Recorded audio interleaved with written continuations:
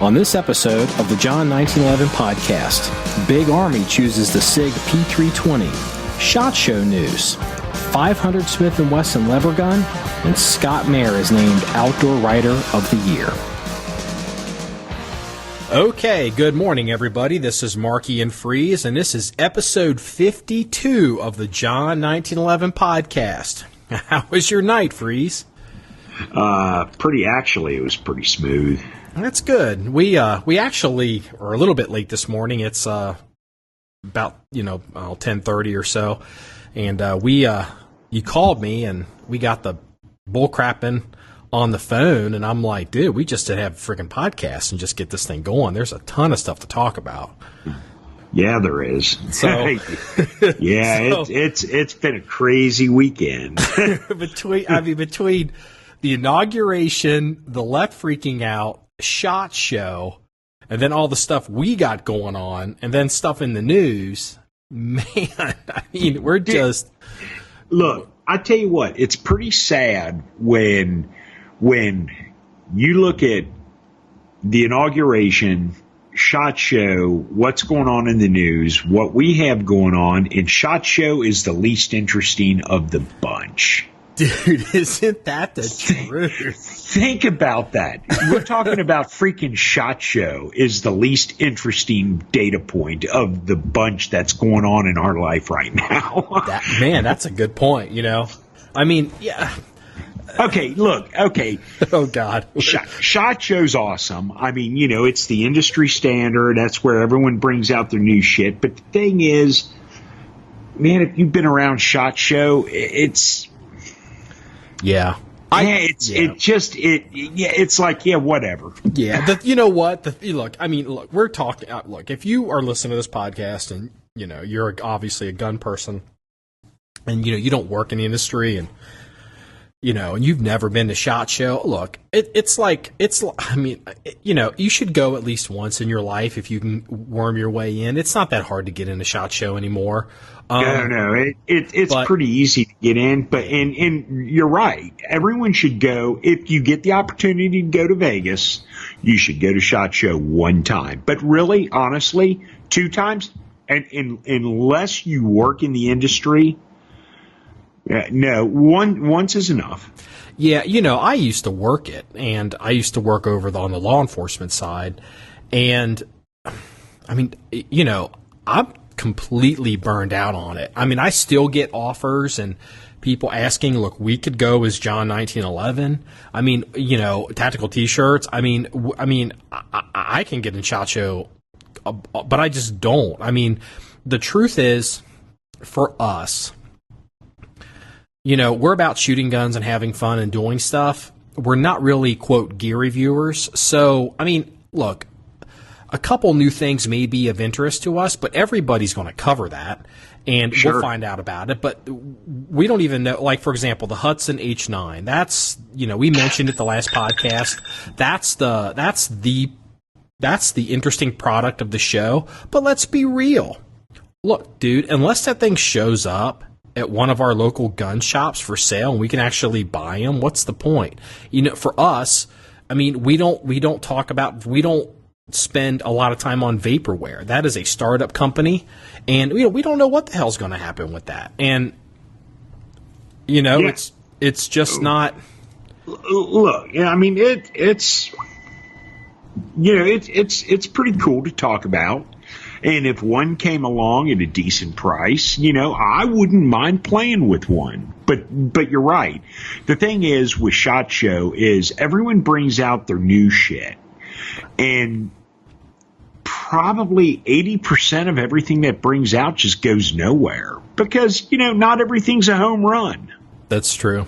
And, a lot of the stuff that is, really hot, surprisingly never materializes. So, I mean, to go back to the Hudson H9, look, I think it's an interesting idea that somebody actually executed the theory that all the 1911 people always supposedly talk about, and I would be willing to put some money down on it just because I would like to see the gun be commercially successful, at least make it to the market. I think it's the most interesting thing compared to everybody else doing the same thing. But do I honestly think that Hudson H9 is going to ever actually? I hate to say this, but is the Hudson H9 going to ever actually be a touchstone firearm in the real shooting community? No, it's not. No. I mean, Hudson's going to, Hudson will end up, if they're a viable company, they'll come out with more guns, and I would like to see them make it because it's interesting, and they're a new company. But, I mean, this gun isn't going to be... It's a boutique gun. This gun could very well end up on Forgotten Weapons. Oh, sure. Let's be real. Let's be real. Look, the Hudson's interesting. It's a boutique weapon. I'd like to play with one. Sure I would. But the truth is the Hudson ever? Is the Hudson? What is it? The Hudson 9? It's called they're calling it the H9. Okay, the H9. Is the H9 ever going to be a Glock 19? Nope. No. I mean, and that's the truth. I mean, it is what it is. It's interesting. Like I said, I'd be more than willing to play with one if one came along at a reasonable price, but it's never going to be an industry standard, and the Glock is. I mean, there's nobody said this, but, and again, I would actually buy one just to have it, and just, we could put it in the armory as a representative piece in case we ever run across one, or you never know. But sure, look, market wise, there is a similar gun that was out, I don't know, maybe 10 years ago, that supposedly would be the same market that the Hudson H9 is going for, and it never gained a lot of traction. I may be wrong on the 10 years, and I don't remember the exact name of the gun, but there was a pistol Wilson Combat came out with. It was a 1911, and it was a double stack and 9mm, and they had supposedly, if I remember, I don't know if it used custom mags or maybe it used one of the more common mags. I can't remember, but it was a neat gun. It was an interesting gun.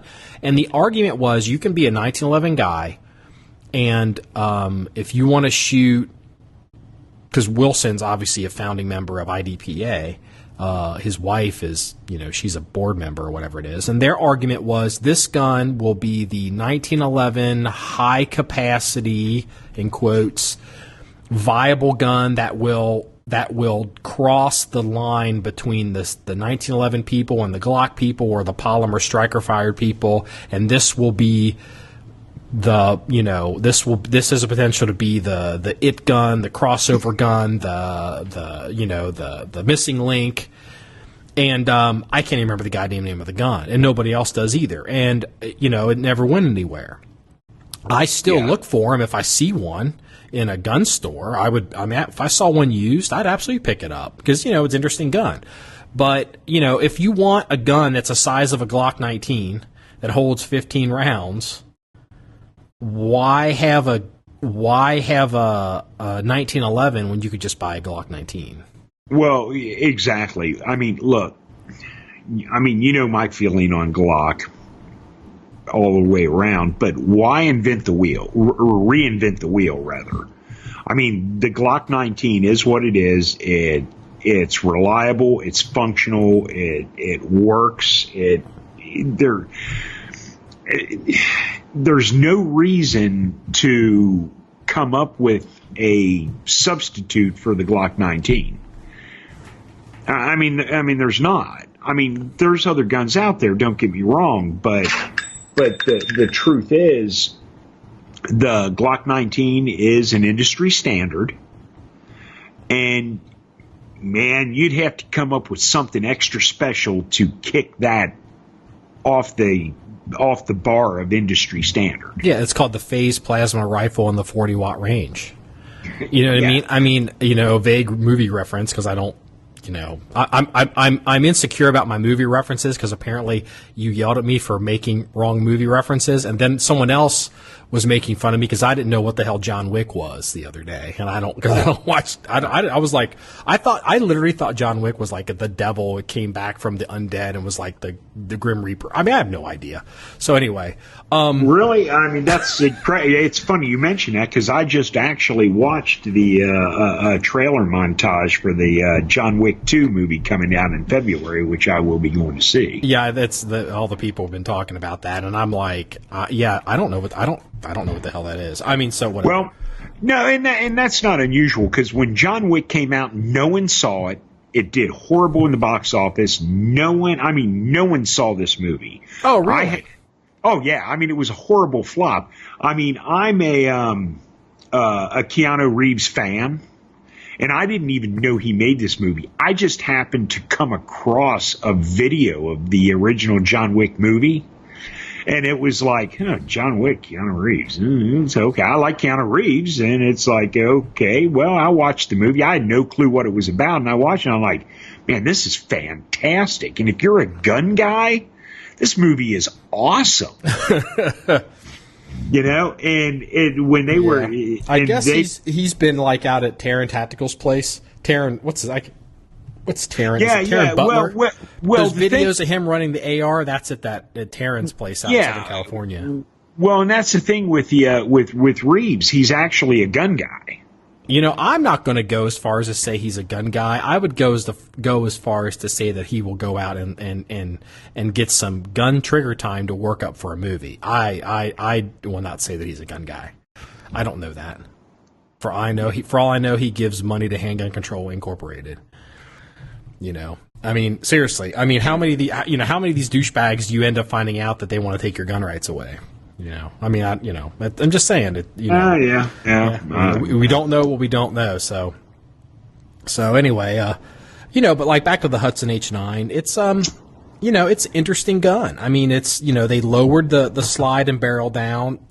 They had to drop the camming the lugs and the cam, or not the lugs, the locking unlocking system for the camming surface for the pistol, and put it in front, and it's interesting, and I'd like to see where that goes. But I mean, I hope Hudson makes it, but I hope they morph into an American company that is making unique firearms that are commercially viable, that expand our technology base going forward. I mean, like the Chris Vector, the Chris, that. Yeah, I'm familiar with the Chris. The thing with the Chris is, and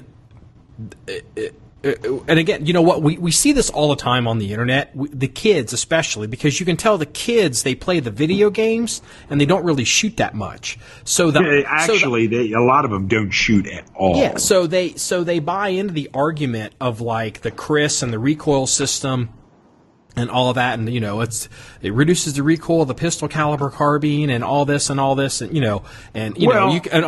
here's the bottom line. The truth is. And, old boss of mine who's a SWAT commander, he was like, who the fuck has a problem controlling a fully automatic pistol caliber subgun anyway? He's like, nobody wants this gun because it's not like anybody can't control these things.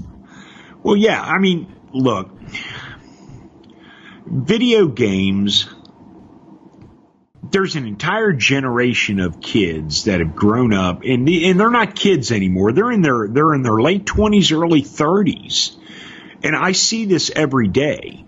They're not gun guys. They're not gun people. They don't shoot. And they think they're operators. Look, let's go back to the term deagle. You had to teach me what the hell that even was. Dude, everyone thinks that the badass thing in the world is the dual-wield deagles. Well, okay, that's cool if you're a video game guy, but if you're a real gun guy and you know what the fuck you're actually talking about, yeah, you go grab 250 AE Desert Eagles, one in each hand, and start blazing away. Yeah, not fucking happening? You saw me almost lose control of a 58E one-handed.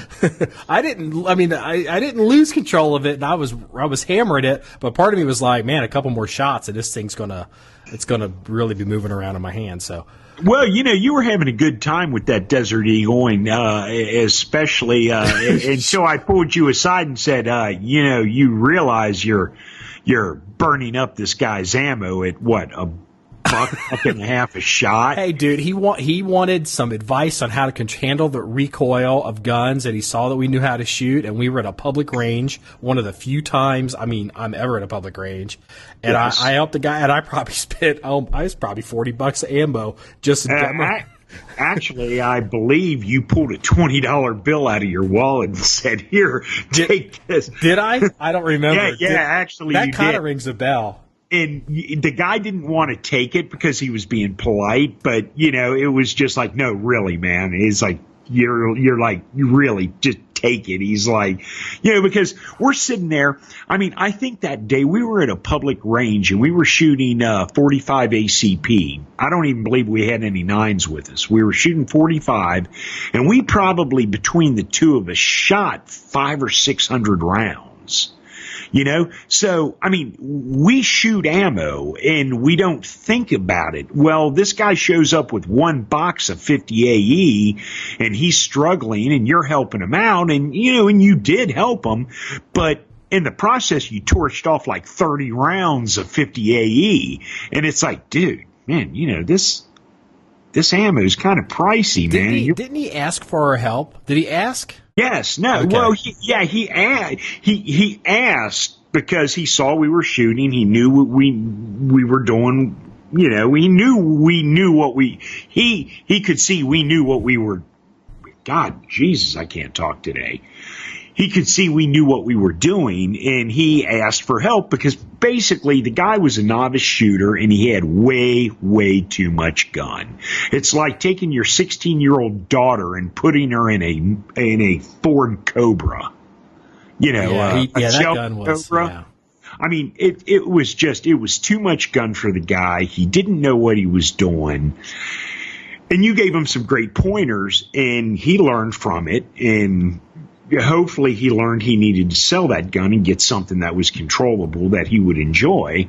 But regardless, you gave him some great advice, but you also torched off like 2/3 of a box of 50 AE, and you could just see the guy was like, I don't think anybody saw that. I think that was in your mind. That's why you had, whatever. I don't know. Hey, well, I tell you what, but you volunteered to give him money. That's after you basically pulled me aside and said, hey, dude, But, to get back to the subject here, the thing is, the physics are the physics. And so you can't, look, you've got two, when you're dealing with physics, okay, you've got two ways to approach it. You have a level of physics where it makes a difference, and then you get to a point where a level of physics where you have, quote, diminishing returns or negligible results. It may be true on paper. It may, in theory, produce whatever supposedly the ad campaign is trying to tell you, but the negligible results of the Chris vector versus the application, it doesn't not worth. It's the juice isn't worth the squeeze there. You could maybe make an argument if you were to take a Chris vector in like 10 millimeter in basically not even select fire, full auto, and hold the thing down, that maybe you might get some return out of it. But even then, they're still, pistol caliber carbines are pretty controllable. Yeah, well, in their own right. And then you factor in the price of the Chris products. Yeah, it's what they. Look. So. It's the same argument between the M4 and the Scar. Do you get a negligible return spending $2,500 to $3,000 on a Scar opposed to $800 on an M4? No. Are you? Yeah. No, you don't. because the M4 will do everything a SCAR will do. Now, the SCAR has some advantages, being a piston gun and clean, but the truth is, at the end of the day, if you put an M4 up against a SCAR, is a SCAR going to run circles around an M4? No, it's not. No, they're the same. I mean, they're functionally, the end result, they're the same gun. So, exactly. But to bring this back home on the Hudson H9, I'm supporting the Hudson. I'm really excited about it. I really would like to see that gun make it. But I know in my heart, and some education and some experience, I know that that lower bore axis, camming surface, thing that they've gone for as far as shooter perceived muzzle flip and speed is going to, especially in 9mm. That's not a reason to buy the gun, because it's going to be a negligible.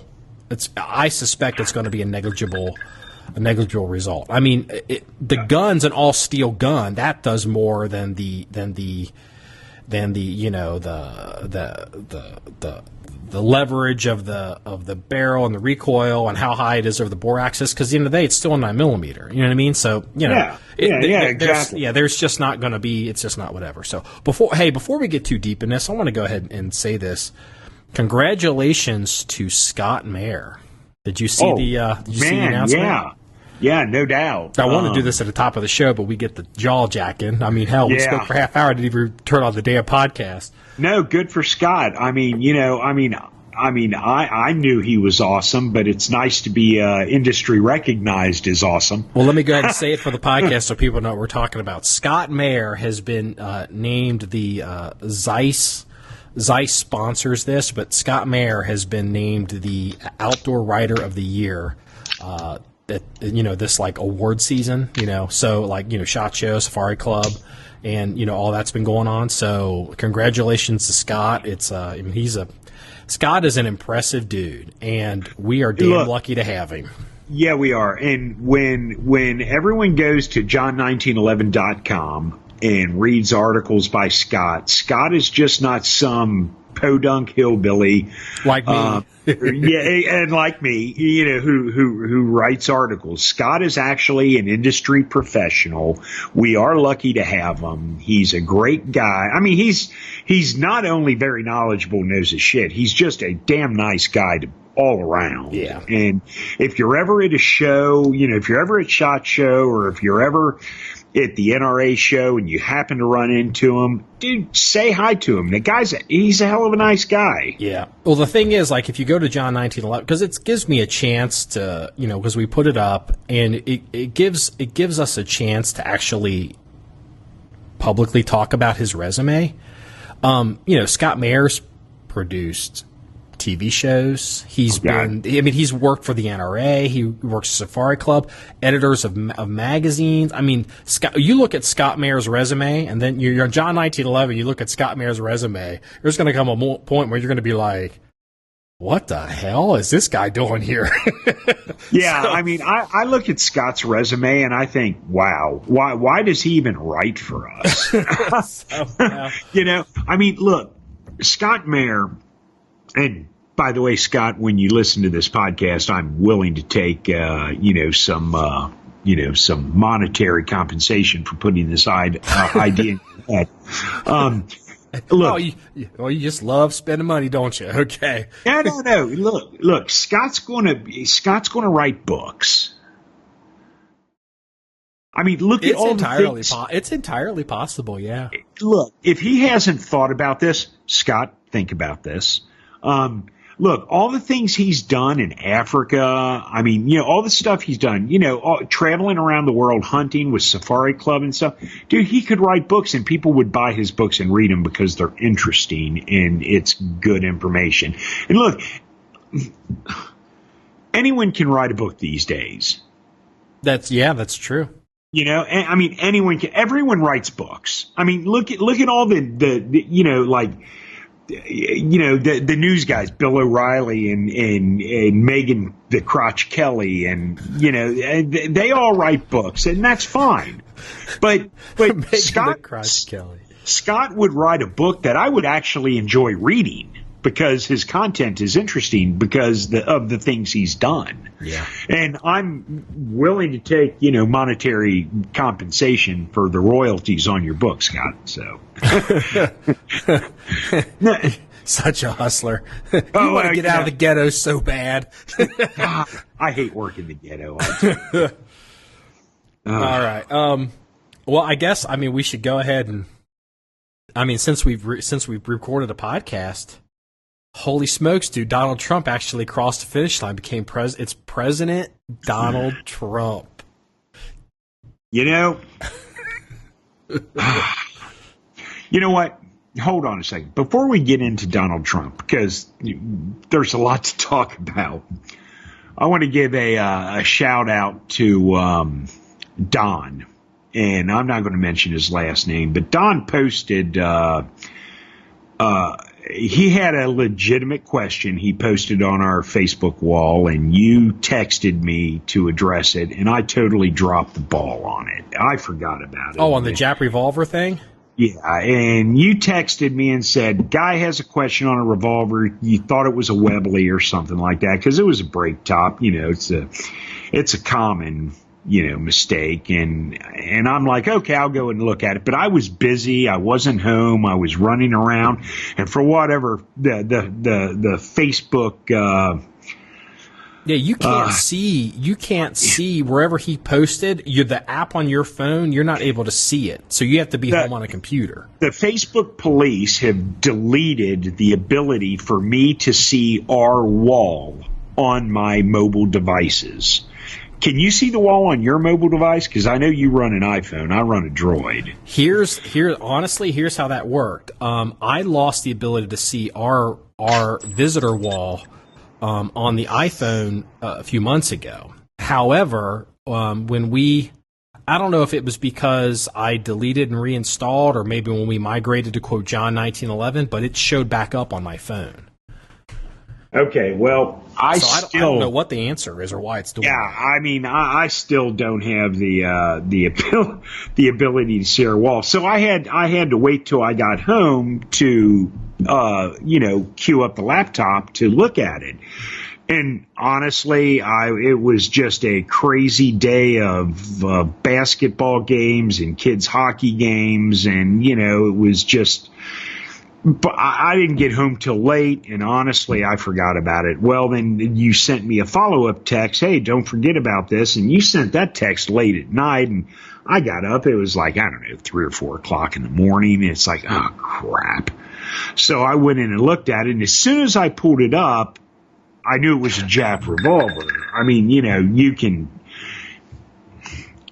If you know about the old break tops, the hammer on the Jap Revolver is the dead giveaway. Because I knew it wasn't quite a Webley. I was like, something's up with this. It doesn't look like that's why I was like, I think I know what it is, but I'm not going to say it because it turns out it would have been wrong. Yeah, the Webleys, all the Webleys have they're either a spur hammer or they're a spurless hammer. But the Jap Type 26 has this weird, goofy, blocky hammer on it, and it's a dead giveaway. And they're an interesting revolver. I don't know if anyone's actually. I'm sure someone's making ammo for it, but it's a 9mm revolver. But it's a 9x22. It's a rimmed 9mm. Opposed to 9 by 18 is 9mm Luger Parabellum, right? And then is that 9 by 19?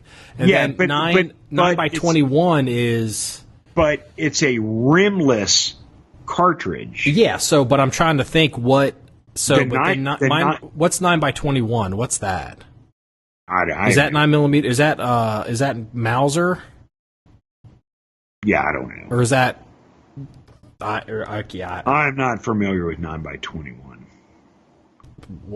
There's 9x18 and there's 9x19. Yeah, 9x18 is Makarov, right? Yeah, exactly. And 9x19 is Luger. Yeah. And then what was it? There was something. Some of the race guys were running. I'm trying to remember. But what it is, I'm trying to figure out if I got one of these revolvers so I could get ammo for it. Well, but the Jap Revolver is and is a 9x22, but it's a rimmed cartridge. Well, you know, I mean, it is what it is.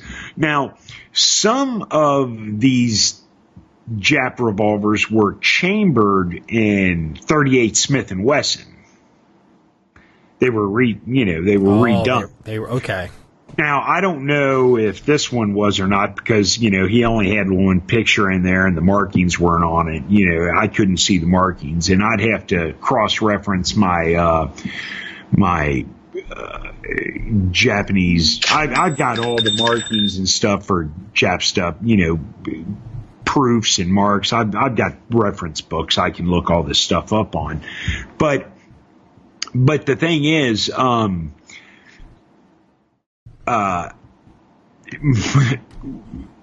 I wanted to bring up the shout out is I did eventually respond to the guy, and I don't know if he had found the information elsewhere or if he was, ganked off because, it took 2 or 3 days to get back to him, and I apologize for that. I think he actually responded. I think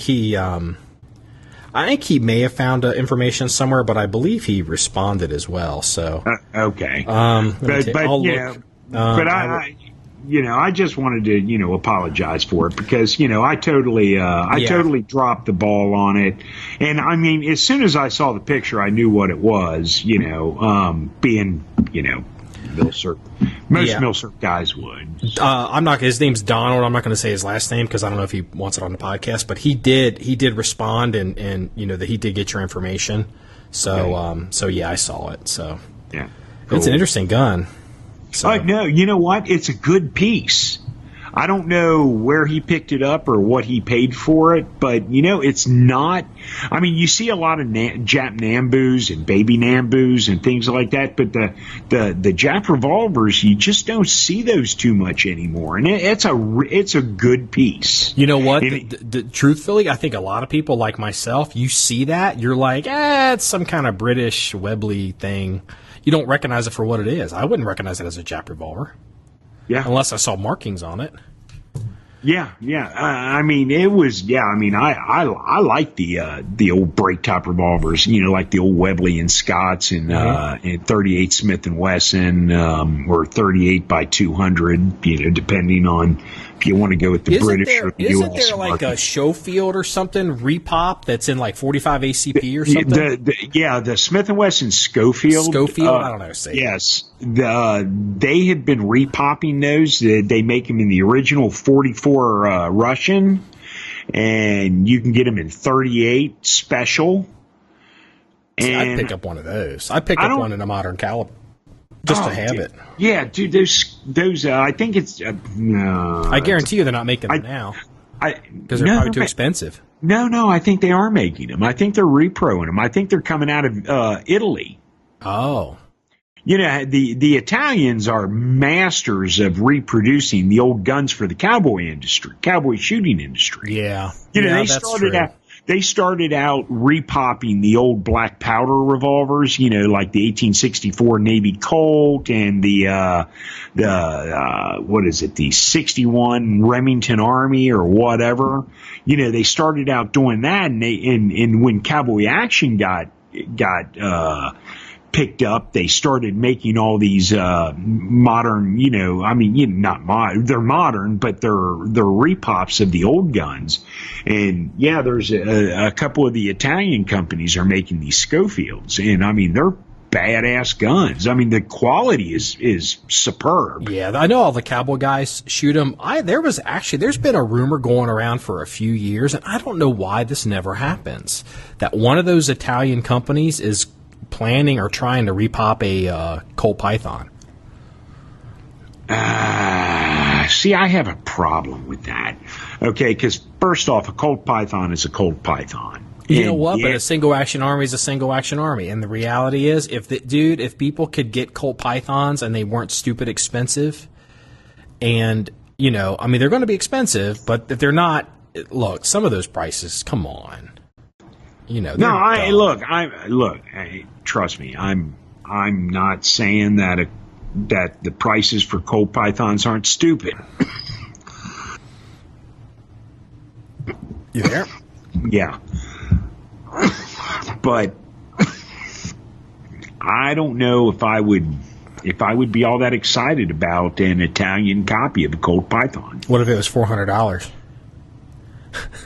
You'd buy two of them.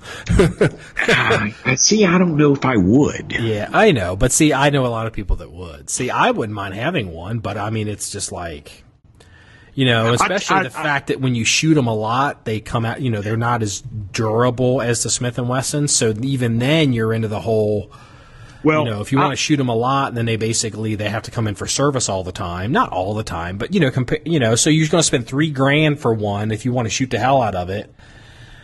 As opposed to having, an Italian copy. So, whatever. Hey, well, I'll tell you what, I'll tell you a deal that I blew. I blew it off because I should have bought it and didn't, and I turned it on to you, and you blew it off. I blew it off too. And I actually came back a few years later and asked you about it. You were like, nah, man, he sold that. Oh, dude, this guy I know, he's a good friend of mine. And you met him, him. He's got the Henry rifles. Yeah, I know him from deer camp. Yeah, he had a rare Colt Whitetailer, which is basically a 357 Python with a scope mounted on it, Parkerized from the factory. And this thing was, I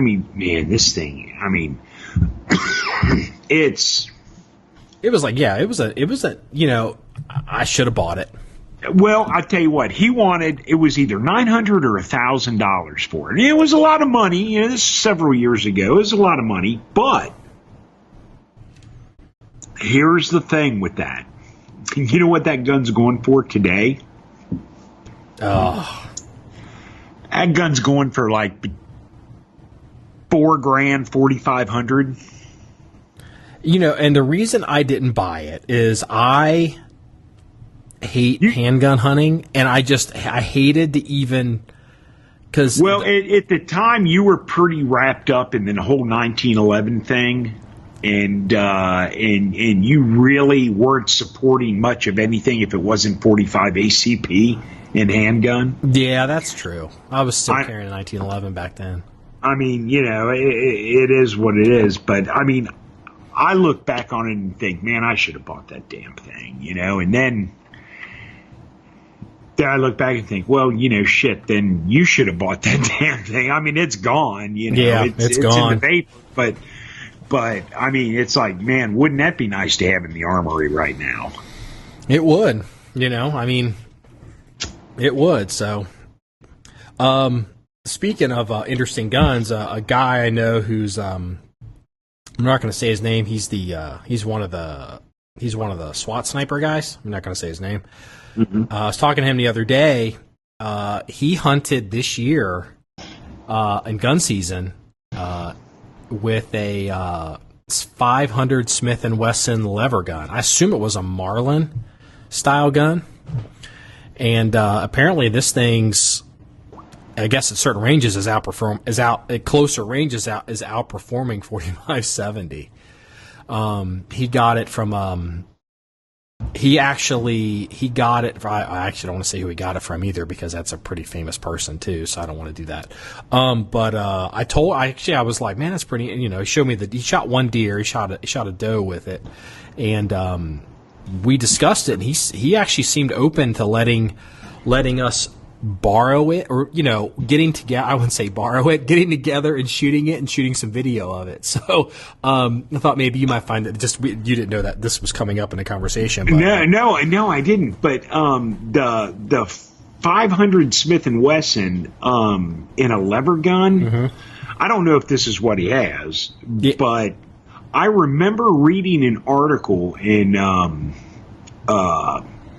American Rifleman a couple years ago. Oh, this is like a $3,000 gun. He traded a couple guns. He's like a Colt collector, and he traded.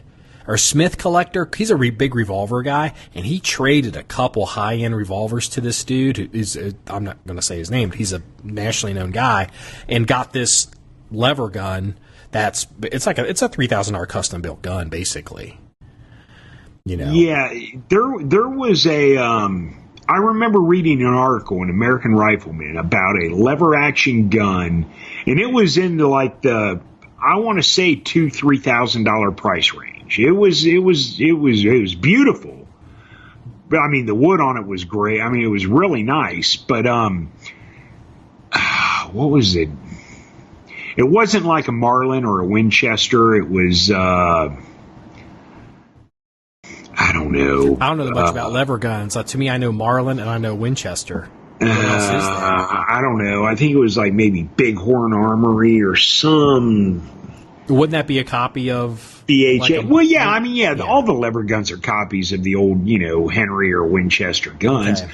But I think it was like, you know BHA what? I think I think that's what it was. I think you're right, because he showed me a picture of it, and I think he mentioned it, and it was a fancier gun. It had nice wood on it. And I think that Bighorn thing, I think that rings a bell. Yeah, and like I said, I remember reading an article on a 500 Smith & Wesson lever gun, but honestly, other than reading the article, I don't know anything about it. I mean, I haven't really heard any. I mean, honestly, I haven't really had enough interest to follow it up to see, Look, but honestly, though, when it comes to 500 Smith & Wesson, dude, I don't want that in any fucking handgun. No, you couldn't give me. I mean, seriously, a 500 Smith & Wesson revolver. I've never paid attention to it. You could give one into the armory, and literally, I would sell it or trade it out to something else. I have zero interest in that. Yeah, I mean, we would trade it out or sell it for a Hudson or something. But you know what though? Honestly, but honestly, a 500 Smith & Wesson in a lever gun. Yeah, now, not that I really want to support 500 Smith & Wesson, but honestly, I wouldn't mind shooting 500 Smith & Wesson in a lever gun. Yeah, I mean, if you're going to just use it for hunting and whatever, and just, how often do you fire your hunting rounds? If you basically treat it like a hunting gun, you'd shoot it when you need it.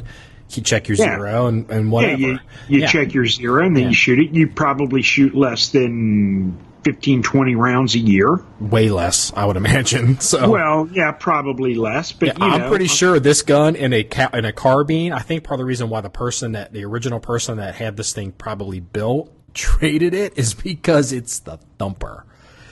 You know what I mean? Well, it's like, ugh.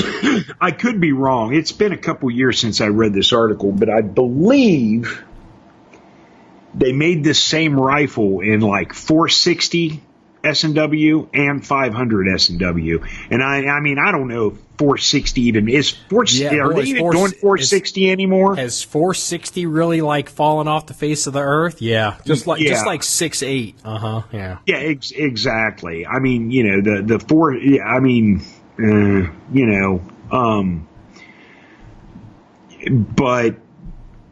but 460 was one of the. Was one of the calibers they were, and again, it's. Yeah. See, it's been a while, so don't take anything I say with it is gospel. I mean, research it because I. Well, it's one of those things. It's an interesting gun. I wouldn't mind, seeing it. I wouldn't mind playing with it. Since now we're doing more video. I think maybe a lot of our listeners or our readers or I guess viewers now would mind seeing it. But if I had to choose between two lever guns and I was going to buy it for overall use, 500 Smith & Wesson or a 4570, I'm going to buy 4570 every time because you can do so much with that gun. You can load it light. You can shoot the heavy stuff. You can basically plink with it. You can do long range. I mean, 4570 is a fantastic round. Well, look, you can load 4570 in black powder. You can load it in smokeless powder. You can, depending on how you reload it, you can shoot it in the old Sharps. You can shoot it in the new Sharps. You can shoot it in lever guns. I mean, dude, 4570 is so versatile. I mean, is it an old caliber? Yeah, it is. Where 500 Smith & Wesson, is the new high-speed low drag. But the truth is, 500 Smith & Wesson is 500 Smith & Wesson, and that's what you have. You know what? I'm going to use this to hook into something we haven't talked about yet. One of the reasons why the 4570 is such a fantastic round, if you are somebody out there and you're a modern guy and you're like, I'd like to get into some of this other stuff, but I don't want, all these crazy calibers and all these 40, 444, 38, and all this craziness, and 5090 and all this, and 45-100, just get a 4570, because the other name for the 4570 would be 45 government, because it is a standard round, and there's loadings, you can get cast bullets, you can get almost match stuff, you can get super light, you can go crazy, super heavy, you can really tweak like the ballistic coefficient, you can do a lot with it because it was such a standard round for a long time. Everybody supports it, and 45 government, and now this brings up, when the government makes a decision on something, it's something to pay attention to. The Army has chosen the SIG P320. Yeah. As the new service pistol. Eat my shorts, bitch. God. I told you on many occasions that they would not take the Glock. That is such bullshit. It is not bullshit. I made a post on John1911. I wrote something. This goddamn thing as Donald Trump was walking up there raising his hand because I knew I needed to get in front of this. Look, let me tell you something. I know I won some kind of a bet here. But we've been talking about the joint service pistol for so many years. I probably bet you like $1,000. You probably I probably own your scar and I just don't know it. The Lipson account just went offline. All the podcasts disappeared. What podcast? What? Welcome to episode 1 of the John1911 Podcast. No, I am so freaking happy that they didn't pick the Glock. And you know why I'm happy that they didn't pick the Glock? Because I win and you lose. Hey, look, in my defense, you know as well as I do, we both said, based on what they specified in the RFP, there's only 2 guns that really would qualify if they can pass, stress testing, which is what I'm going to call it. The SIG P320 and the HK VP9. The VP9 was too new, was never submitted, and there's some doubts whether it would even, hold up to their whatever testing people want to do. And the SIG P320. And the P320 was the best gun, and it has nothing to do with caliber conversion.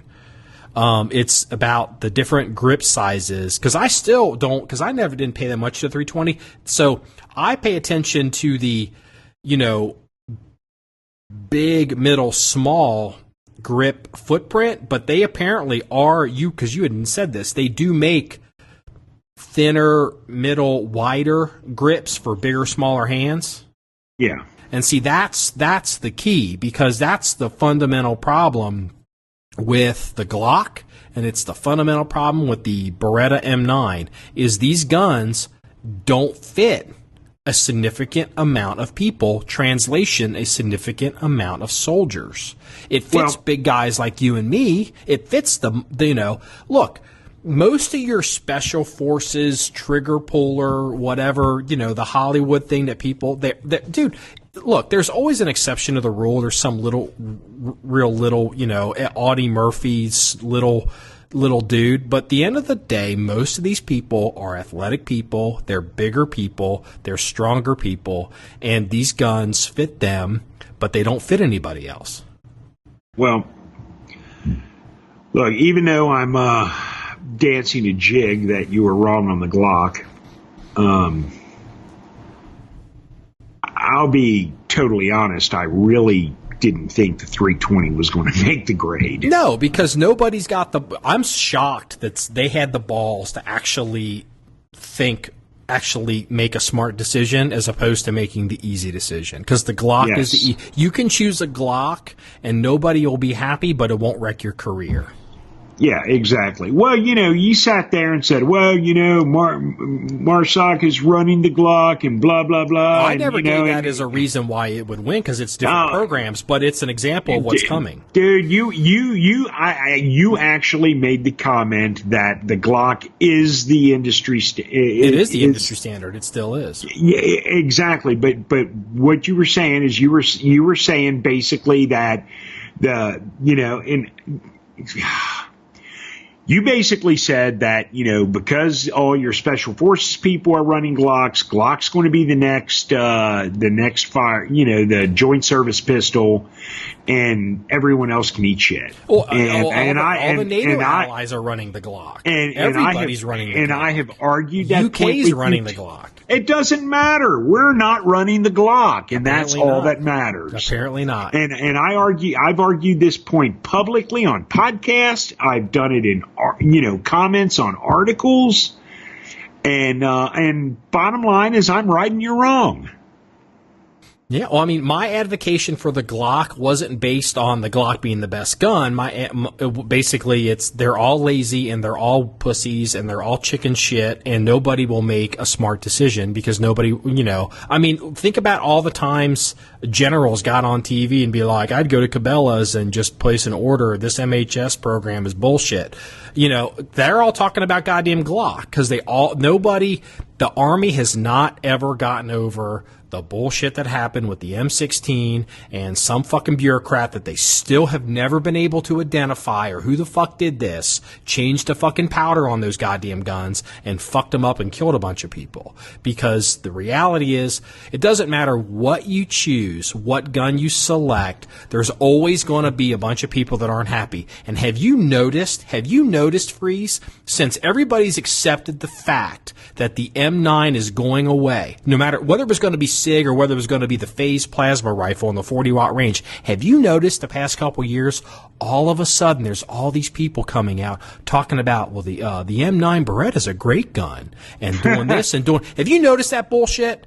Have you noticed that bullshit? That gun is a piece of fucking junk.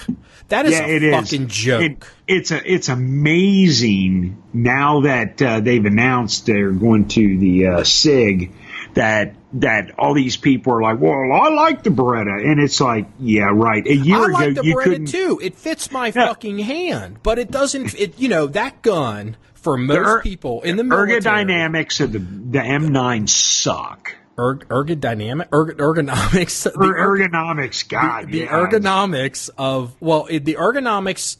Look, I mean, ergo, it's okay. The trigger reach is terrible. The locking lugs fucking break. Dude, the safety on it. The safety, the decocker on it, it sucks. I don't know how many troops, fucking Army guys I've seen. Dude, the safety on that gun is the real deal killer, and here's why. Because when you got, and a lot of civilian listeners aren't going to understand what I'm about to say. They just don't.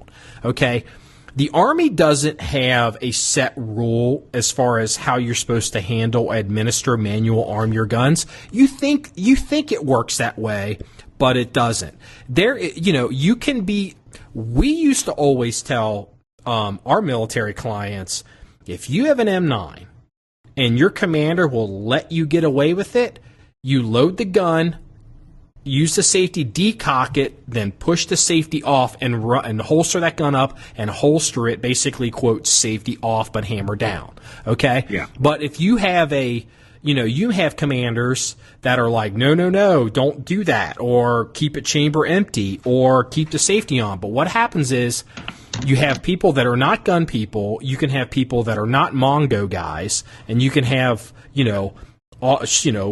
MPs and base security and just people that just happen to have a pistol. This thing doesn't fit their goddamn hands, and then as soon as they go, then they have to go from double action to single action, trigger pull adjustments, which basically means for most of them, the first shot is a fucking waste, and then when they go to fucking malfunction clear it or fucking load it, they fucking rack that slide and to fucking throw that gun out there and the goddamn safety zone doesn't fucking work. Dude, I've seen that 100 I've seen that 500 times. Guy goes to fucking load a pistol, tap, rack, throw it out, dead trigger, because he hit the goddamn safety on the fucking slide. This gun is fucking terrible for military use. Terrible. Yeah, but, and the Army chose that fucking thing. Yeah, and they've run it for a long, long time. Mm-hmm. Yeah, so now, like Wilson's coming out with oh yeah, these guns are great. It's amazing how many of them talk about the Beretta 92 quote G version. Basically the G modification of the G prefix or whatever code. Basically the safety works as a decocker. You, it decocks it and then the safety comes automatic, doesn't stay on, it comes off. But that's not the military gun, because when the military orders a weapon, there's a technical data package, and the weapon has to, however they ordered it, here's the thing. The Army ordered the P320, and apparently it's coming with, we don't know what this gun actually looks like, and actually, as far as I can tell, nobody's specified what caliber it is, but it's probably going to be a 9, but it's got a thumb safety on it. But here's the thing. The Army, whatever they ordered, is what they're going to get. It's going to come with certain grip sizes. It's not going to come with all the grip sizes. It's not going to be all the options that are available for the P320 and all these different things, because as far as the Army is concerned, the P320 is whatever they specify with 1 or 2 grip packages with it, and that's all that exists. As far as they're concerned, the rest of it is in a universe, far, far away. And people don't understand that. Well, we'll see what happens. I mean, this is all new. It hasn't actually been put into play yet. So, we'll see. Yeah, we'll see. I mean, look, because you and I have talked about this. Do you think the Army's really going to do caliber conversions force-wide? No. It's going to be a 9mm. They may switch to 40, but the thing is, whatever they do, I doubt it either. But here's the thing: whatever they do, it's gonna stay that caliber. Now, look, I mean, I believe the modularity of the gun will come into play. For the smaller, for the women and the smaller statured men, they can have they'll have some that they can convert to the more compact unit opposed to the full size. But the truth is, they're all going to be 9mm. They're not going to go 40. They're not. They're just not. It's not practical. If the Army 9mm is it's a standard NATO round, they're going to stay with it. There's nothing wrong with it. There's nothing wrong with 9mm. I mean, I know all these guys, 45. Look, we even had a shirt, 115 plus 115 equals 230. That's all fun.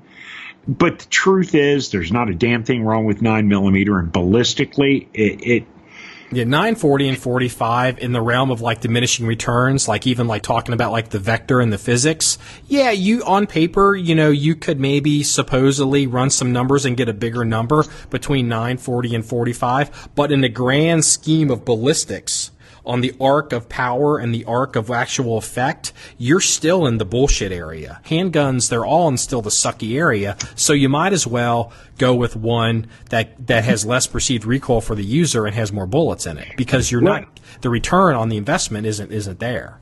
Well, let me tell you something. If I'm in Fallujah and I'm kicking in doors going room to room and I have to actually go to my handgun, I don't really give a shit what caliber it is, because I'm in a world of crap anyway. Yeah. Because I want my M4. Yeah. I mean, seriously. I'll tell you what, I will say this. It is interesting that it's interesting that they chose, the fact they went Glock, did not go Glock is a pretty big deal, but the fact they didn't go Glock and still had a thumb safety, that tells me a lot. That's really interesting, because I have no time on the 320. I've picked one up in a gun store once for 5 minutes, and I've never even messed with one with a thumb safety on it. But that thumb safety on the 320, the photographs that we published, it looks like it could be a little bit more ergonomic. And what I mean by that is the thumb safety on a 1911 is pretty high, because you ride it high and thumbs forward. But here's the thing. I wonder if you had a thumb safety 320 if even just by grabbing the grip, if it basically is almost intuitive that the thumb safety comes off just by where it is, because it's even got this angle to it where if you're going to push your thumbs forward, again, this is all theory, it looks like it may automatically disengage. So there wouldn't be a whole lot of conscious reaching up. On a 1911, you could, if you don't pay attention, you could go thumbs forward on a 1911, pull the trigger, and actually not disengage the safety. If you don't come in high, then hit it down. And it looks like the 320, the thumb safety, so low onto the frame relative to the 1911, that may be a non-issue. Here's the thing. I don't really want to make a call on that until I actually hold one in my hand and play with it. I don't even have to shoot it. I can just work it, in my hand. I don't know. Well, here's the payoff, because you're a huge SIG fan. If it turns out that thumb safety is some kind of, and again, no one's saying this, I haven't read this anywhere, this is just me looking and thinking and analyzing. If that turns out to be the case, it's the Glock killer. Because what'll happen is everybody will switch to that, and even like all the appendix guys that are afraid about shooting their dick off, all of a sudden now you've got a 320 with a full-size grip, a short slide that holds 17, 18 rounds with a very intuitive thumb safety that you're not going to shoot your dick off with. Dude, that's a Glock killer. If that thumb safety has the potential, which just seems counterintuitive to the market, has the potential to be a serious Glock killer. If it's what I think it might end up being. Well, let me tell you something. The 320 very well could be a Glock killer, because right now, Glock still has a stranglehold on the law enforcement market. Smith & Wesson has been chewing away at it. But the truth is, now that the military has adopted the 320, you'll probably, and I'm speculating here, but you're probably going to see a lot of, like a lot of law enforcement agencies use SIGs. I mean, they do, SIG was used to be a pretty common gun in LE work. And actually, like LAPD adopted the M9 because of the military. Look. Beretta 92. It could have an effect. Look, SIG's up in New Hampshire. All of New England, all the, Massachusetts State Police, New Hampshire State Police, all the, the Maine cops, they all carry SIGs because that's their hometown product, I haven't seen them in a while, but I do recall that, like, you used to see a lot of SIGs. Yeah, they're not carrying the 320, but, but my point is, now that the military has adopted the 320, I think you'll see a lot of law enforcement agencies over the next maybe say 5, 6, 7, 8 years adopting the 320 when it because they don't just jump on a new gun. When they need to buy more weapons because their equipment's getting old, they update. But now you've had Smith & Wesson digging into the Glock law enforcement market for years. They're making headway. Every year Glock loses a little bit of their margin on the law enforcement market. They do. You're correct. You're 100% correct. Smith & Wesson's been gobbling them up. They're not there yet, but they're getting there. Now, all of a sudden, the military's adopting the 320. If the 320 starts making a law enforcement impact, I'm telling you what, it would not surprise me if 10 years from now, Glock does not own the law enforcement market. You mean SIG? No, I'm saying Glock. Does not. Does not. I'm saying it would not shock me in 10 years from now if Glock is like running number 3 in the law enforcement market. Well, I guess I will respond to that with this. If you're at home listening to this, and again, if you're a big guy or you got big hands or you're kind of like us, you may not understand what I'm trying to tell you here. Glock has one fundamental flaw with it, and that flaw is the magazine. Because all Glock pistols, like all the 9mm, whether the gun was made in 81 or the gun was made, in 2017, the magazines are all basically backward compatible. There's a few little tweaks you may have to, they've changed some of the stuff, but you can get them all to work. It's not a big deal. The problem is Glock. The only way they can solve their ergonomic problem is their thickness of how that's a big, Glock is a block. It's so thick. The Glock 19, the Glock 17, the Glock 30, is it the 34, the practical tactical 9mm Glock 26. A lot of people don't realize, if a 17 doesn't fit her, just give her a 19.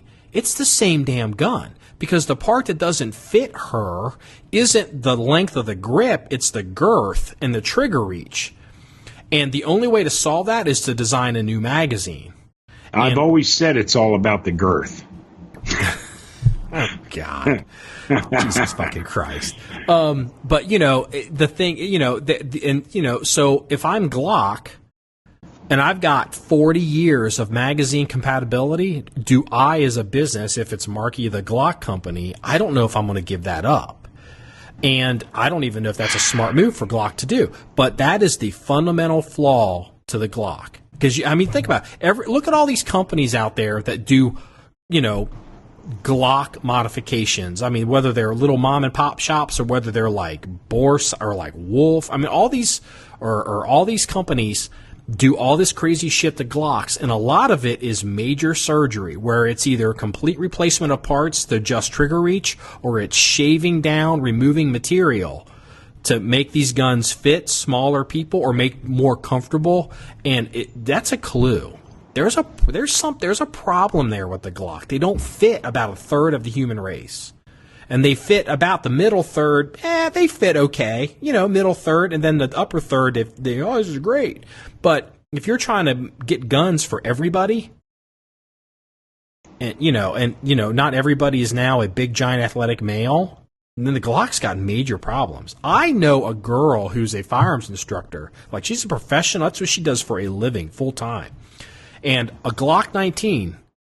she literally can't reach the face of the trigger of a Glock, whether it's a 26 or a 19, unless she literally rotates her hand forward to, get her finger to land on that. She's barely touching it. The only way, she has to have a gun, she has to have it chopped, and then she has to have the trigger, a flat trigger, and it's recessed back, and it fits her great.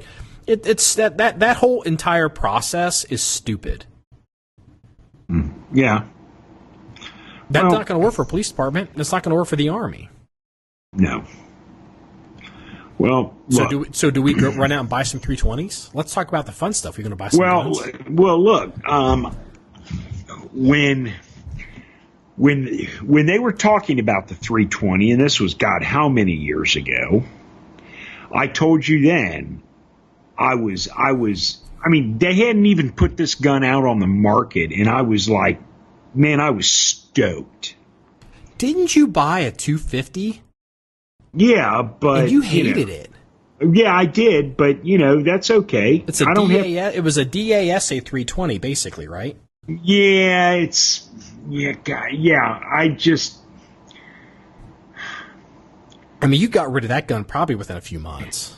Oh, I think I got rid of it probably within a month. Yeah, that's just like my XD45.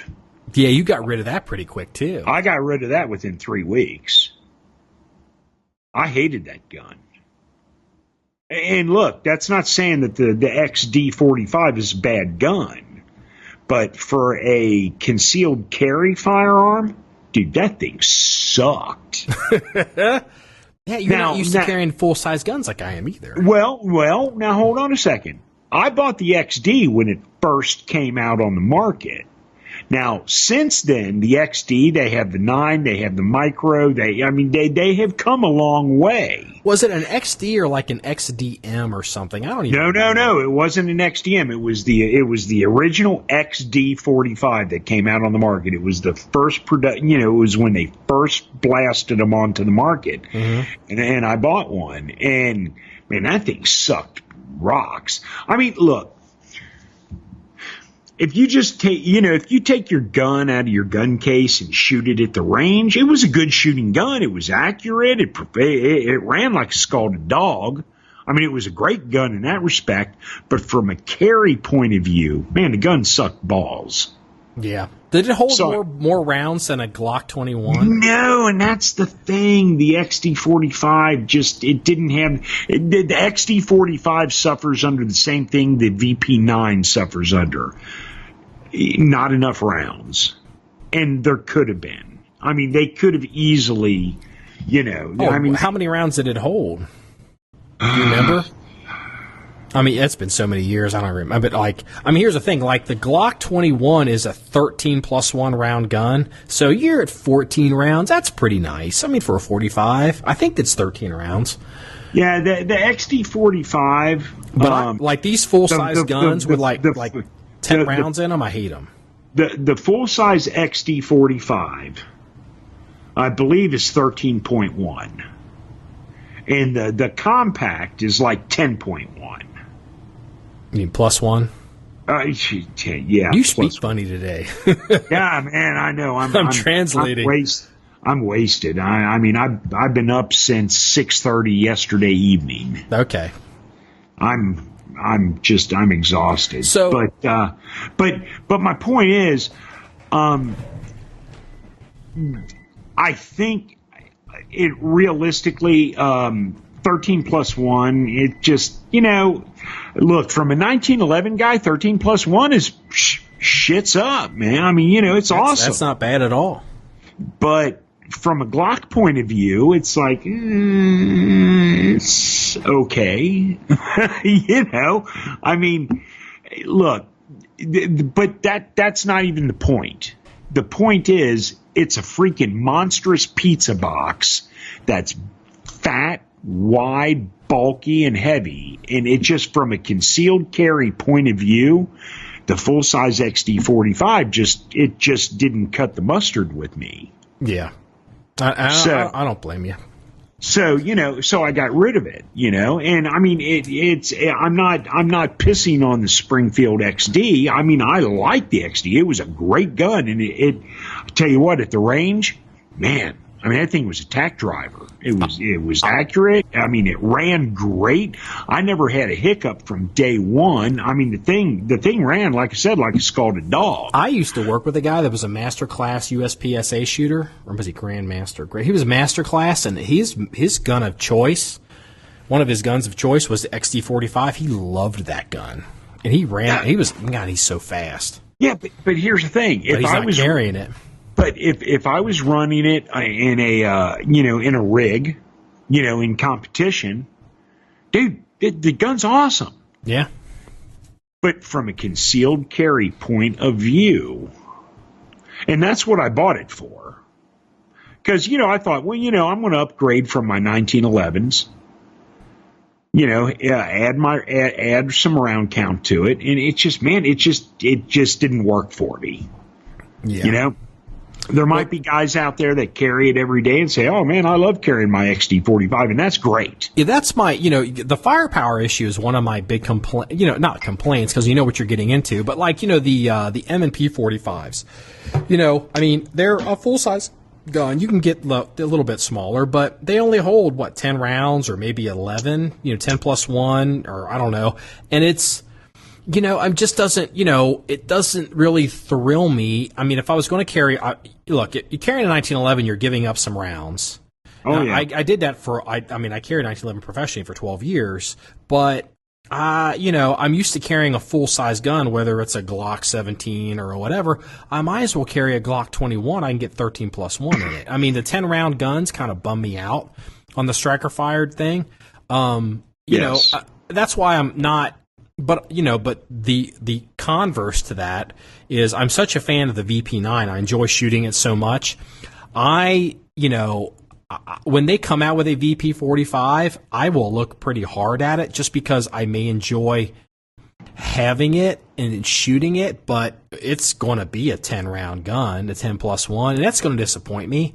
And then at that, it's like, well, I may not buy it for that reason. So, yeah. You know, I mean, no, I totally agree with you. You know, and I'm not going to carry it, look, and I'm not going to. You're not going to compete with it. And like, you know, what am I going to fucking do with it? Look, I switch off on my daily carry. I switch off between my SIG C3 compact and the VP9. Just depends on my feeling of the day.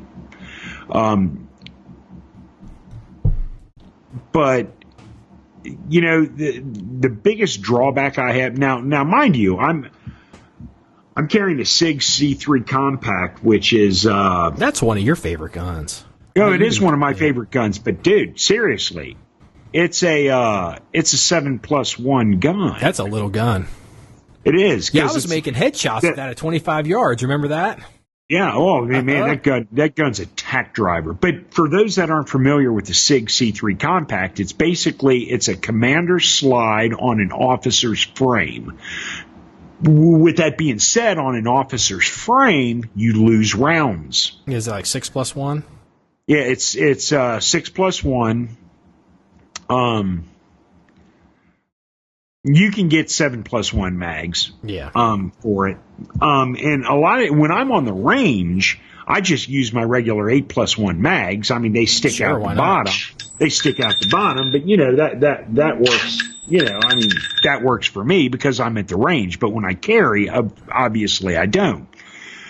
So the VP9, with its limited round count, is definitely well, you know, I'm doubling plus, you know, over the 1911. Yeah, VP9, you're 15+1. Exactly. That's a big complaint I have with the VP9. I'm still looking for a viable +2 base plate for the VP9. See, and that's my problem with the VP9, because if I'm carrying a 9mm, hey, look, I have sitting on the counter right now a Hungarian high point that has more rounds than the VP9.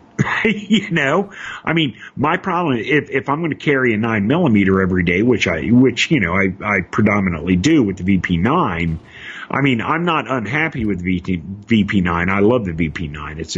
It's a great platform. I thought the high point was a 13-round magazine. No, I don't believe it is. But I think it is. I think that's actually one of the reasons why the British switched from, they finally dumped the high power, but I don't know but you've got that crazy one like by FEG or whatever it is, FEG. I don't know what, I don't know what the hell that is. Yeah, but the regular Browning mags fit. Yeah, and there might be some aftermarket mags. I mean, I don't know. So, you know. But I'll tell you what, I don't want to go too far and not talk about this, because and we're going over an hour here, and we gotta get some of this other stuff in. Okay. Did you see the photo? Okay, you know, Donald Trump's president, the left's going crazy. Yes. I guess SECDEF, Secretary of Defense Mattis, no longer a general, on his first day started, you know, bombing ISIS. He's been promoted. Yeah, and it's pretty impressive when a 4-star Marine Corps general gets promoted, because there's really not any, with the exception of SECDEF, there's really nothing higher you can go in the Marine Corps. Yeah, I mean, you become chairman of the Joint Chiefs of Staff, but you know, you're out of the. You know, people don't realize you're the Joint Chiefs, the service chiefs, are kind of out of the chain of command of. I mean, like when Mattis was CENTCOM commander for the Middle East, he reports directly to the President of the United States. He doesn't have to go through Commandant of the Marine Corps, the service chiefs, to like get orders or do shit. I mean, people just don't, you know, they don't, I don't think a lot of people understand that. But so anyway, you know, there's the Women's March, and Madonna gets up there and she's talking about bombing the White House. I'm tell you what, she better get a goddamn visit from the Secret Service, because you know what? No. We would get a goddamn visit. I love Madonna, who lives in London, who now speaks with a British accent, all of a sudden now wants to come over here and tell us how to fucking vote.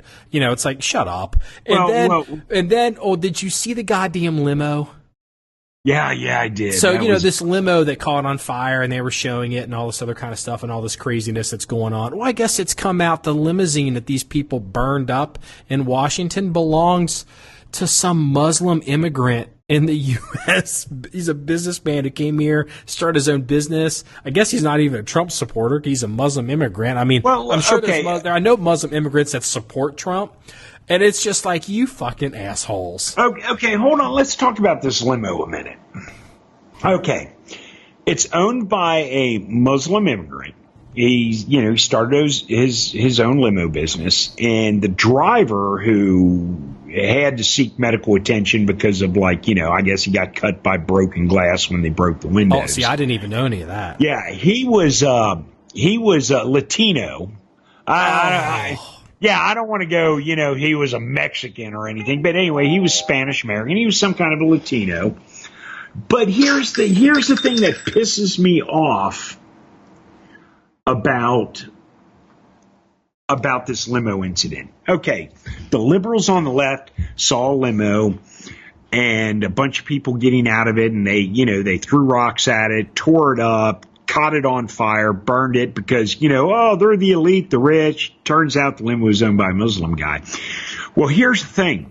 The Muslim guy has started a GoFundMe account to try to raise the $70,000 that it's going to cost to replace this limo, because it was apparently like a $70,000 limousine. And that's fine, because limos are expensive. But here's the thing. The guy's got a limo business. He's covered with insurance. So this piece of shit is trying to scam people out of freaking money when the insurance is going to cover the cost of this freaking limo. I don't know enough about his specifics. I mean, if he's going to have, he may have liability. I mean, dude, I don't know the situation. I'm not going to do the exact same thing that other people just presume. I don't know, but yeah, I'm going to. But I will say this. I mean, I'm in DC fairly frequently. I mean, I'll tell you what. I don't remember last time I saw a limo in DC, and I've never seen the president's limo out and about in DC. I mean, it's the land of the Suburban and the Cadillac and the up armored vehicles. You don't see limos in DC. I don't. Well, I'm in DC a lot. The biggest problem with limos in D.C. is traffic in D.C. sucks balls, and parking is just a real pain in the ass.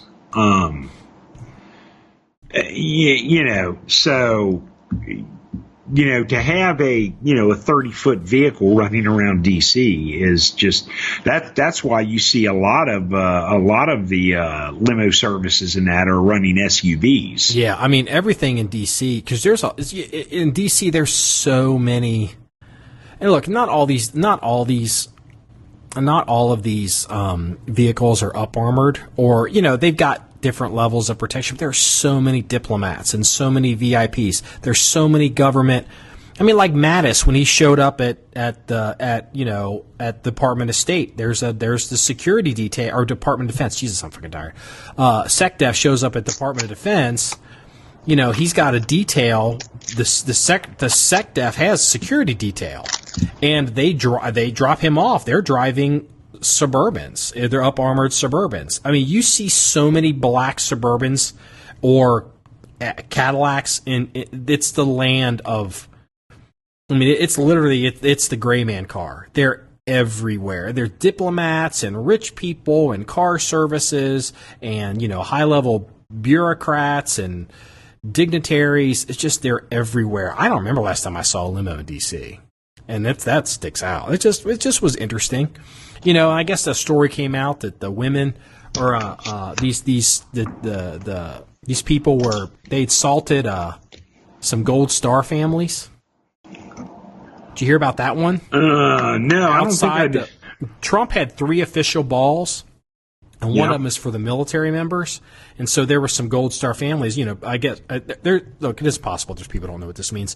If you see the blue star in, someone hangs a blue star, in their house or their window, or they've got a blue star on their vehicle, it means they have a family member or child or that's in service in the military and deployed. If you see the Gold Star, it means you family member or child has been killed in the line of duty. Gold Star families means that's the survivors of dead soldiers, and these people salted some Gold Star family members. And Oh, dude, this is just fucking bullshit. Were these anti-Trump people, or were they the women's march? Were they the women march people? Okay. Was it oxygen or was it O2? I mean, it's the same goddamn thing. Yeah, I know, but I want to know if it was one of these anarchists wearing masks, or was it the women wearing vaginas on their head? They're actually the same. Well, you notice, it's interesting because, whatever happened to Occupy Wall Street, then whatever happened to the 99%? And remember Cindy Sheehan? So, every time there's a Republican president, or they've got to go through an election, they spin up these bullshit groups that they pay pay these people money. They're not like the Tea Party. And, it's just another, the Code Pink and those people, and it's just, it's just fake bullshit. I mean, and they're all there's apparently the people that organize the women's march are the same people that organize the pro-Hamas, I think it's the pro-Hamas. They're all Hamas people. The terrorist organization, Hamas. Yeah. And it's like, I mean, and the thing is now with social media and cameras and alternative websites like ours, NBC would never report that limousine was owned by a Muslim immigrant that didn't even support Trump, or I guess had a Latino driver. It wouldn't make they would have to show it because it was, kind of a car on fire in the middle of DC. They would do a quick 3-second hit on it and say, and there was damage by protesters. And they would go away from it. It wouldn't tell the rest of the story. Now They can't hide any of this bullshit anymore. Like the woman that was on the airplane and she's bugging the guy for voting for Trump, and they kicked her off the airplane. Yeah, wasn't that awesome? That was all kinds of awesome, because you're out there in public acting like a jackass, expect to be called out for being it's the golden rule. So, hey, we are getting long here. What do you want to do with the trench gun? Because we haven't talked about this. I don't even think I told you. I just did a video on the shield part. You know what I'm talking about? The trench gun project? The 97? Yeah. I don't know. What do you want to do with it? The Taylor Freelance heat shield came into the armory. Does it fit? I haven't measured the barrel, but I'm pretty sure the barrel's long enough. Here's the thing. We may end up, if we don't, you'd have to do this because you're the gunsmith. I mean, I don't know. It's got a brass bead. The shotgun has a brass bead on it. Yeah. The heat shield has a brass bead on it. Does the heat shield have the bayonet lug integration on it? Okay. Yes, it's the heat shield and bayonet lug because you can't mount one without the other. And so, I think you have to do some relief cuts into the barrel of the shotgun to get this to fit, but I don't know if the barrel on this shotgun may be technically longer than a quote real trench gun, but we're not going to cut that back because it's threaded for chokes. Well, I don't even know if I'd want to. I would probably even see if we couldn't get the heat shield on, but still leave the front bead on the barrel. Well, so I would try to leave the barrel unmodified and put the heat shield on, even if the barrel sticks out a little farther. And with the lug, you wouldn't really be able to put a bayonet on it, but that's okay. But because the front end of that barrel is threaded for chokes, we may not be able to put relief cuts in that barrel because that might make that barrel too thin there. Yeah, because the barrel's already thin because of the thread cuts. I haven't measured it all out yet, and because the chokes are for this gun are real short. They're not like normal shotgun chokes. They're shorty little things. And okay. I'm hoping with the short choke and the longer barrel that maybe, and the relief cuts in the bayonet mount on the shotgun, they're not quite up at the front. They're recessed. I mean, they're back a little bit. So even on a normal one, they're probably, 3-4 inches from the front of the barrel, from the crown anyway. So I'm hoping that we're okay on it. And if not, we'll just have to get another gun to build another trench gun. But I just didn't know. I mean, do we want to Parkerize this thing? Do you just want to spray paint it? Because I mean, I don't even know what the hell we want to do with this. I wanted to talk to you about it. Well, let's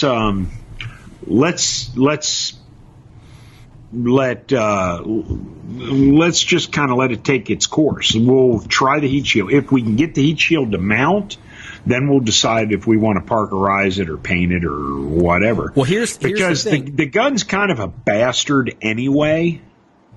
Yeah, but one of the problems with the gun was I guess someone said it was made in 1912.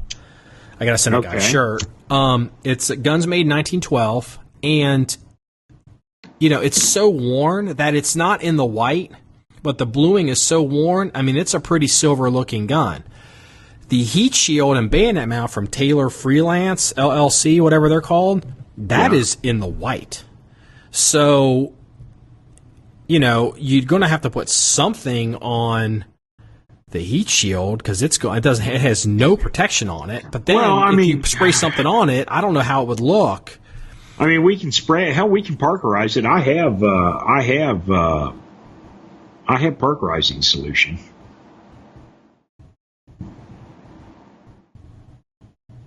We have to strip. Well, you have a cabinet too, though. We could strip it down, bead blast it. Yeah, bead blast it and Parkerize it. I forgot about your cabinet. You got a nice cabinet, media cabinet. I don't know. I don't know. I mean, I wouldn't mind even. I mean, I would be okay with maybe like even like a basic spray-on application of some kind. Just to, I don't know what would look better and what you're going to have to look at this, and we're going to have to do some serious figuring to figure out, because we don't want this to look totally goofy as hell. We just can't leave it. We can't leave the heat shield and the bayonet lug in the white. So, or maybe what we could do, because it's got a good patina. The shotgun's got a good patina on the metal. Maybe we just take the Taylor Freelance part, and maybe we get some kind of light matte gray. Hit it with that, and that way it doesn't look like it's goofy. It kind of at least is in the same universe as the metal on the gun. Yeah. Yeah. Well, I mean, yeah. There's a lot of things we do. Let's see if we can get the heat shield on it first. All right. So, how are you coming? How are you coming on the Ross rifle and the Mauser? The Mauser's done. All right. We'll have to check that back into the armory then. Yeah, it needs to be checked back in there. It needs some rounds run through it, to help touch up that barrel. I cleaned the barrel up pretty good, but it really needs to have about 10 rounds run through it, then re-cleaned, and that barrel should come out pretty decent. Well, we can take care of that over here, so we'll go ahead and get it out on the range, and we'll shoot it, and that's basically kind of wear it in or. Shoot it, get some video of it, get some stills, put it up on the website, content, So that's done. That's ready to come back in. So what's going on with the Ross rifle? Well, I got the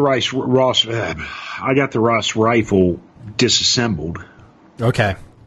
And look, I'm not going to there's 3 cracks in the stock on the Ross rifle. And I've got to repair those. But the Ross rifle it's a weird rifle. I mean, it's hard to disassemble like the magwell. I mean, it's got this weird spring-loaded thingamabob on it. Are you talking about the bolt head? I actually have a little trick to get the bolt head. I'm not even talking about the bolt head. I'm talking about the magazine. That crazy freaking follower with the bullshit lever. Is that hard to take apart? Yeah. Oh God, yes it is. It's a pain in the ass. I didn't think about that. But I have to get it out to fix these cracks, and I mean it's just a pain in the rifle is just a weird rifle, and it's a pain in the ass to just But I'm not going to touch it. The rifle's in great condition. The patina on the wood, the patina on the metal, everything is good. There's nothing like totally in the white. It's just the rifle's in great shape. We just need to stabilize these cracks in the wood.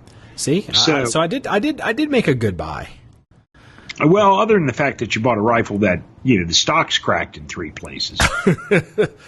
For our listeners, I bought this thing outside of D.C. and didn't talk to Freeze about it at all. Didn't call him or anything because he was in bed. Because, it was his work week. Okay, so, but... And I have a record when I buy shit and I don't clear it with him, then he's like, what the fuck? Well, look... we had a couple problems. In full disclosure here, usually when he buys any type of milsurp rifle without my input, he usually pays 2 to 3 times what it's worth. Oh, come on. 2 to 3 times? Come on, dude. Okay, at least twice. We gave away an M1 Grand. We were giving away guns. We may start giving away guns again. I have a new way to do that. We'll talk about it off the air. And that gun, I did not pay 3 times what that gun was worth. Okay, you didn't pay 3 times what it was worth. I probably paid, realistically, and I hate to admit this, but that gun was in good shape. It looked good. It didn't have CMP papers, but it was a CMP gun. I probably paid 25 to 30% more than I could have if I'd shopped around. Yeah, at least that. Yes. Oh, I didn't pay 50% more. I know. Okay, you did at least 25, 30% I probably was at least 20%. But you know what? That gun went to a guy that, karma in the universe. That guy stationed at like Fort Bragg in the military. We can't really talk about him. We had to get permissions from the JAG Corps to even give him this gun. And you know what? Guy didn't have any money. He's in the military. He's never had an M1 Grand. He's serving his country. He's tip of the spear. We had no idea. And I feel so good about that particular giveaway as opposed to...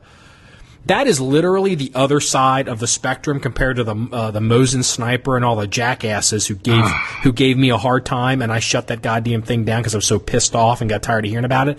Yeah. I paid too much for the Grand that basically went to Special Forces, maybe, I don't even want to say who he is, just by pure chance. And, as opposed to, we got deals on those Mosin snipers, and I still regret that fucking giveaway. And that M1 Grand, we needed something. I found it. I paid too much for it, but that's probably our best giveaway. That guy was so fucking happy. Yeah, it was a good giveaway. So I'm not going to let you. I'm not going to let you bring me down on that one. That my mojo's strong on that one. Yeah, whatever. Whatever it takes for you to sleep at night. I sleep like a baby. But I will say in the Ross rifle, getting back to the Ross rifle, even though it's got 3 cracks in the stock, you did get it at a really good price. And with the addition of the U.S. marked bayonet. That we got at a good price. Honestly. With a U.S. marked scabbard, apparently. Yes. We stole that fucking thing. It's a U.S. marked Ross rifle, 1905 Ross rifle. We have a U.S. marked bayonet and scabbard, and you can actually see the bayonet and scabbard if you go to John1911.com. We do have a write-up on it. Honestly, if not that we sell anything out of the armory, but if we did have to liquidate, we could probably double our money on it. Yeah, see? Broken clock is right twice a day. There you go. A broken clock is right twice a day, yes. So, no, I mean, you did good on the Ross rifle. Yeah, you did. Yeah, I've been getting better at it. I've made some buys. But in all fairness, okay. If it wasn't U.S. marked, yeah. And when I bought it, I didn't see U.S. markings on it. It just turned out that it's a U.S. marked Ross rifle, which really increases the value a fair amount. Look, the cracks in the stock you'll never be able to uncrack the stock, but I can stabilize the cracks to where they won't go any farther. And they're not major cracks anyway, so it's not that big of a deal. Will that affect the overall value? Yeah, a little bit, but the truth is Ross rifles are notorious for having cracked stocks. There's more Ross rifles with cracked stocks out there than there are without. So, to wrap up this podcast, I'm going to try to wrap it up on a positive note because that's one of the things I like to do. I'm going to give you your win. I was wrong on the M1 Grand. I was wrong on Glock. SIG wins, and you're giving me a pass on the Ross rifle. Is that correct? Yes, that is 100% correct. You are. I probably do owe you $1,000. I bet you I did. I'm not. You know what? I bet you. Really, dude. That's why I can't go to Vegas. Look, the thing is with the joint service pistol deal, we've been talking about that for what, 4 years? Dude, the joint service program. This is the modular handgun. modular handgun pistol program. The joint service pistol program officially kicked off in 2005 out of SOCOM. This program's coming out of the Department of the Army. I mean, we've been talking about this for years, so I know we've made bets. You know, the thing is, you're saying I probably owe you $1,000. The truth is, you probably owe me a cup of coffee. That's the way we work. But, hey, we got a new fancy coffee machine over here at the Armory, so. Hey, no, screw that. I want you to physically go out and buy a cup. You have to pull out your wallet. That's right. You know what? And since, you don't like Starbucks, it has to be Dunkin' Donuts. Absolutely. Recall, right? You don't, Star Schmucks. Screw that. The hippies! Oh, the hippies in Washington D.C. They smashed up a Starbucks too. Dude, that is so awesome that they destroyed their own meeting place. If Starbucks didn't have an anti-gun policy, maybe there would have been someone there to defend the store. Oh, yeah. There. You know what? There's the positive note for the podcast. All right, we're going to do it. That's it. We're done. This wraps up episode 52 of the John 1911 Podcast. If you enjoy what we're talking about or this kind of content, please go to our website. It's john1911.com. It's JOHN1911.com. Also, if you follow us, if you leave us some feedback on iTunes, we are also now on iHeartRadio. And special promotional consideration to our audio engineer, Mitch at A&B Promotions. And just remember, it's all about shooting guns and having fun. And everybody, have a good day. See you later.